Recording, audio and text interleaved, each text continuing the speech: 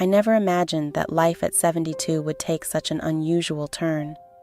I had always pictured my senior years to be calm and tranquil, with nothing to do but reflect on the past and appreciate the simplicity of life.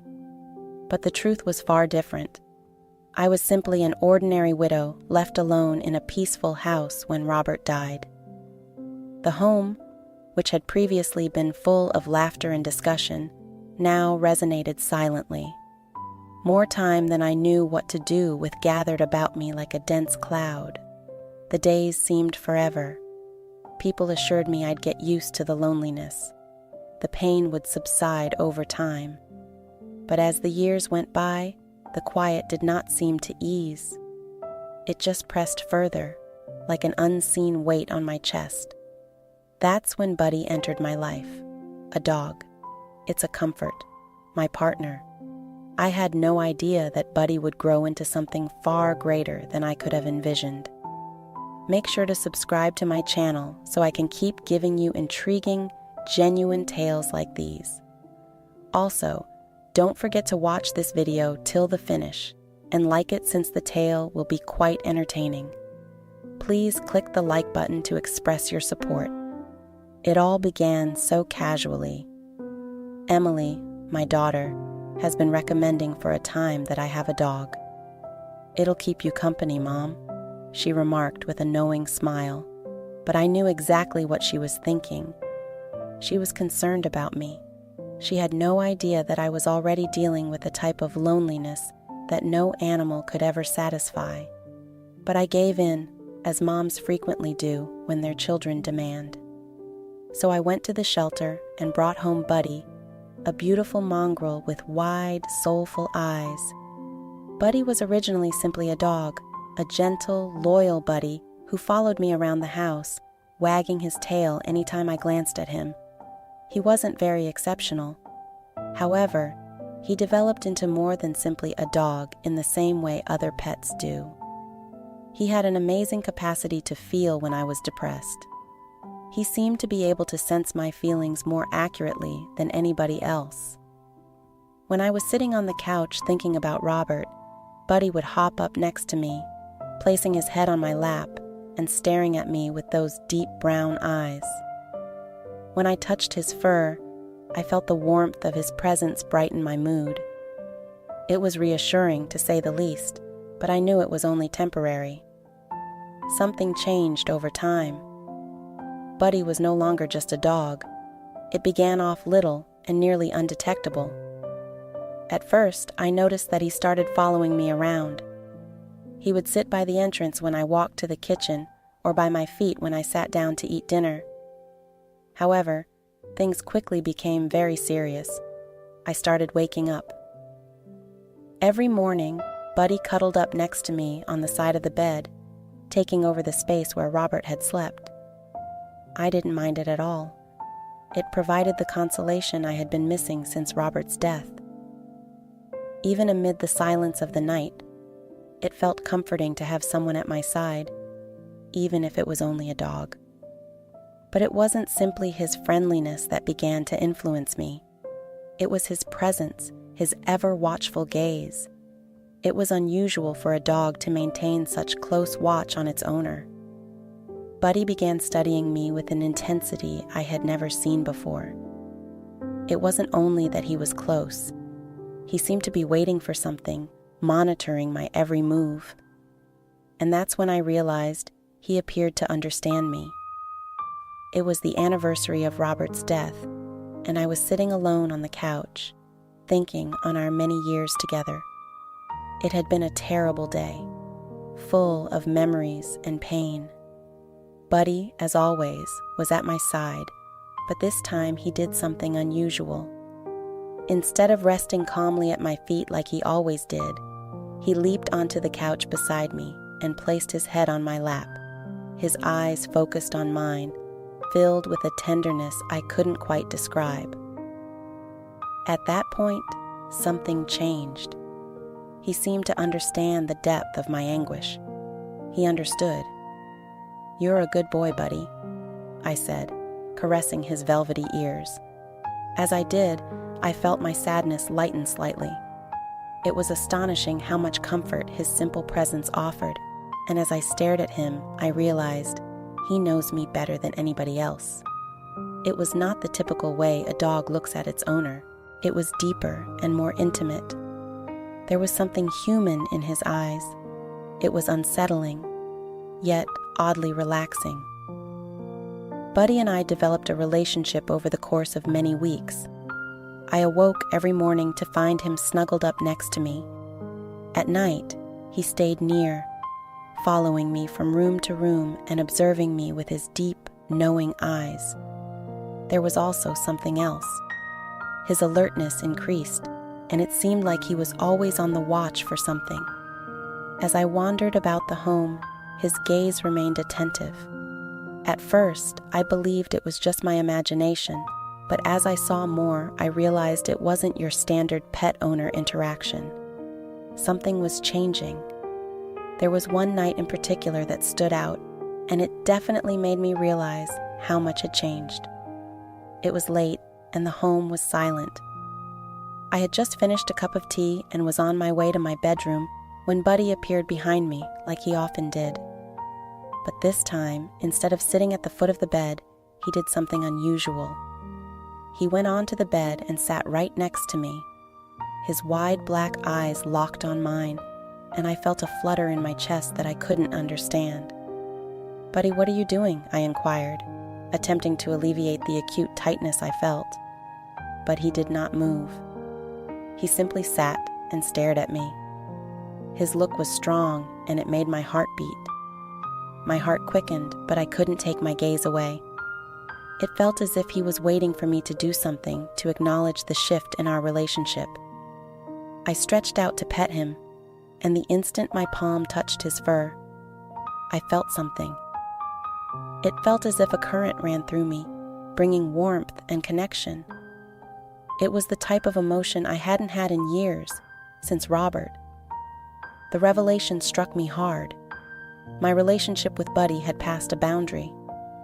What began as companionship had evolved into something deeper, which I could not entirely comprehend. I couldn't deny it anymore. Buddy was more than simply my pet. He was becoming my lifeline. Things grew weirder after that night. Buddy grew increasingly connected to me. He began to follow me around, sitting close to me whenever I was nearby. He looked at me with the same intensity, his stare never leaving mine. It wasn't only that he was faithful. It seemed as if he was watching over me and expecting my every action. And as we sat together, his body rubbed up against me, making it seem more intimate than it should. I couldn't understand it, but it was beginning to make me uneasy.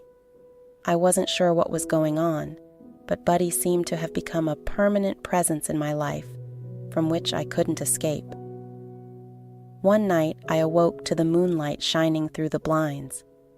As I rolled over, I was astonished to see Buddy lying next to me, his face so close that I could feel his breath. At first, I should have been surprised, but I wasn't. Instead, a peculiar peace came over me. I stretched out to brush my palm against his fur, and he nuzzled closer to me. I should have been astonished. It should have felt wrong. But in that moment, I experienced something I had not felt in years. Peace. I knew. Deep down, I knew it wasn't natural. This was not how a healthy connection with a pet should develop. But I couldn't ignore the impression that Buddy had become more to me than just a dog. I attempted to dismiss the concept, telling myself that I was just lonely, and that it was normal to seek comfort wherever I could find it. After all, I was an elderly woman who had lost the love of her life. What was the harm in seeking consolation in a dog's company? However, the sentiments persisted over time. In reality, they just became stronger. Buddy also appeared to sense it. He was always by my side, waiting and watching. He followed me about like we were two parts of the same organism, drawn together by something invisible. It seemed like we were becoming more than simply owners and pets. It was something outside the usual boundaries of camaraderie, something I couldn't articulate. I believe everything culminated one night. I had been restless and unable to sleep, captivated by my increasing devotion to Buddy. I went downstairs, thinking that a drink of water would help settle my worries. When I returned to my bedroom, Buddy was already lying on my side of the bed. He didn't move when I approached. He simply gazed at me, his eyes serious and eager, as if he had been anticipating me all along. I crawled into bed, my heart pounding, but once I was comfortable, Buddy came closer to me. His body brushed up against me in an unsettlingly personal way. It seemed as if the distinction between pet and owner had faded, revealing something deeper. Something more disturbing had taken its place. My breath frozen in my throat, but I didn't move him away. I did not want to. Instead, I let him stay, his warmth replacing the icy spot in my heart. I should have felt ashamed, but I didn't. I felt at ease as I lay in bed with Buddy beside me. I hadn't felt this peaceful since Robert's death. We stayed like this for hours. Two lonely individuals find consolation in one another. However, as the days passed, I was unable to shake the remorse and bewilderment that followed. I had crossed a boundary. I had allowed this bond to grow beyond what it should have been. However, I was unable to stop myself. Buddy had filled a profound void that I was unaware of. He had become my everything, but deep down, I knew it wasn't healthy. I had let my pain and loneliness lead me to seek solace from a dog, rather than the people who genuinely cared about me, my family and friends. I needed to confront the truth. I needed to let go of this attachment before it engulfed me completely. Buddy was a devoted and loving dog, but he wasn't the solution to my loneliness. He couldn't fill the void that Robert had left, so I gradually began to back away. I started spending more time with Emily and the grandchildren, reconnected with old acquaintances, and looked for ways to fill my life with activities I used to like. Buddy was still there, of course, constantly at my side, but I made certain to establish limits. I had to tell myself that he was only a dog and not my companion. Looking back, I know how simple it is to let loneliness drive you down unusual pathways and establish bonds that no one else understands. But in the end, personal ties, the love and support of family and friends, are what genuinely make a difference. Buddy will always be a particular part of my life, but I'm learning to accept the world outside of my quiet house once more. I feel at ease as I sit here with Buddy curled up at my feet. Not the type of serenity that comes from avoiding loneliness with weird relationships, but the kind that comes from confronting my emotions and bonding with others. Who matters the most? In the end, it is the love we share with people that genuinely cures us, not the temporary solace of isolation or a dog's undying loyalty. As I matured and shifted my attention, I found myself dealing with increasingly complex emotions. The battle to move on from Robert's death was at times overpowering. I had spent so many years as his wife, so many years committed to our life together, but now I was alone, and it was evident that Buddy had served as a crutch to keep me from dealing with the deeper, more painful elements of my bereavement. I couldn't deny it anymore.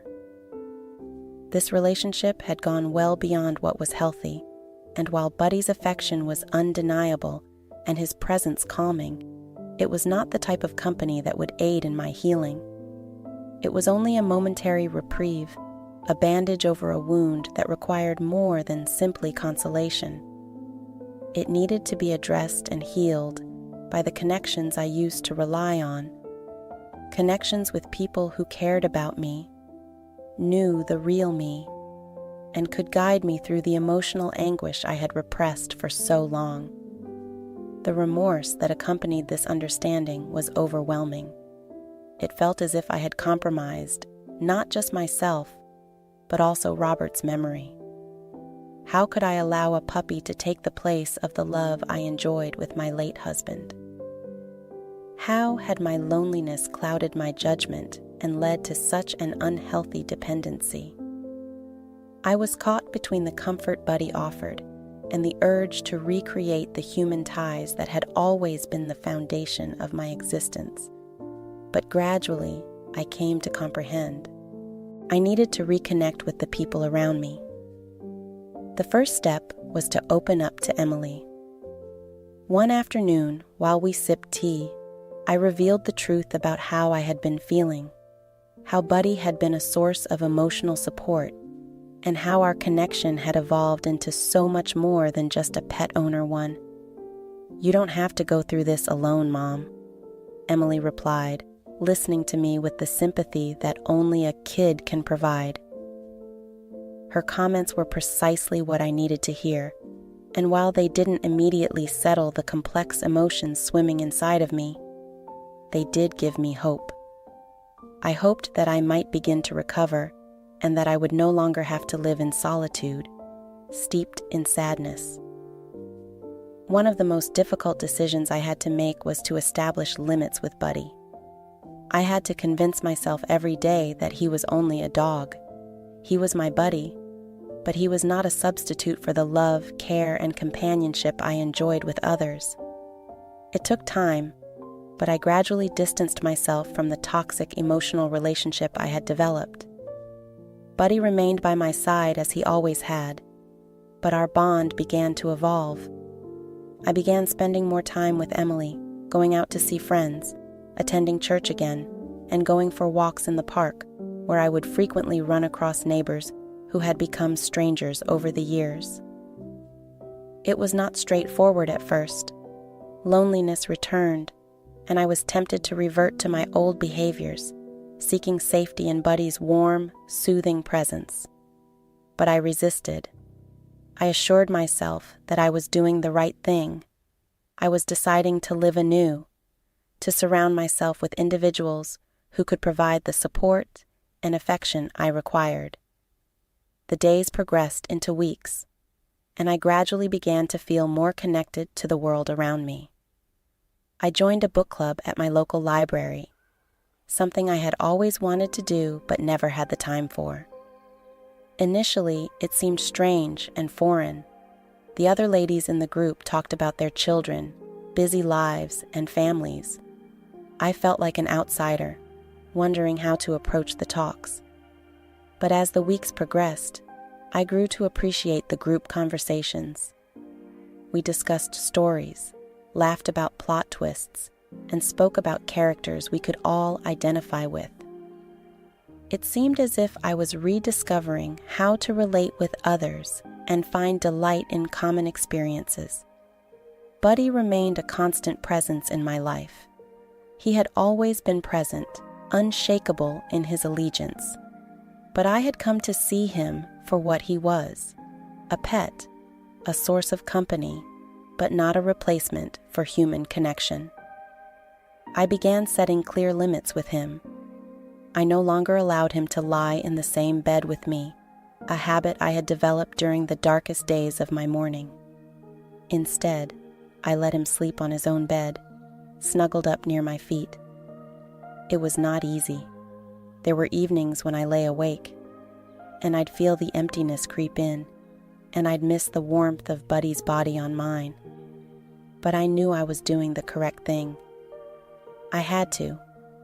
I needed to restore connections that I had previously taken for granted. I needed to accept that my loneliness had led me to a place I never imagined I'd go.